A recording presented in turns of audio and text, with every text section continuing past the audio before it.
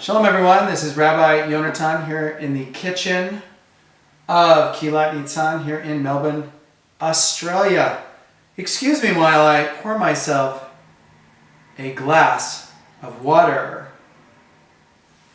Mayim, Baruch atah Adonai Eloheinu melech haolam, she'akol niyeh bidvaro, l'chaim. Water, our most precious resource. If you think about it, we are water, at least mostly. We're at least 60, possibly 70% water at any time. That's what we're made up of. So water is pretty important.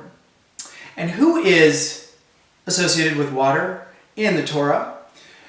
It is the great prophet Miriam, one of the 7 great prophetesses of Judaism.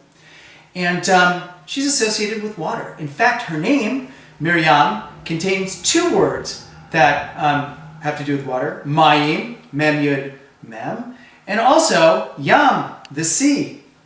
Of course, we know that Miriam led the women in the Song of the Sea, after the crossing of the Israelites, where there were drums and timbrels and they danced. But remember back, the other great moment for Miriam is when she watched Moses floating along the Nile, waiting to see what would happen to him.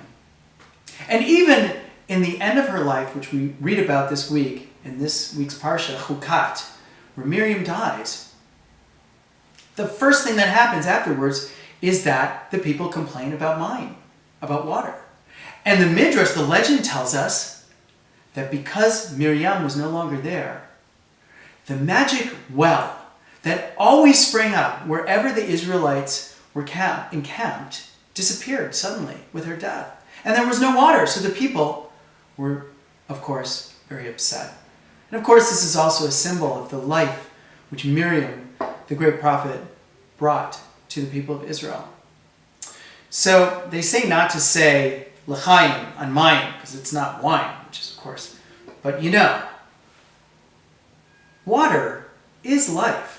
So to mayim, I want to say l'chaim, Shabbat Shalom to everybody, drink plenty of water, and let us pay tribute and remember one of our great heroes of our tradition, Miriam, l'chaim.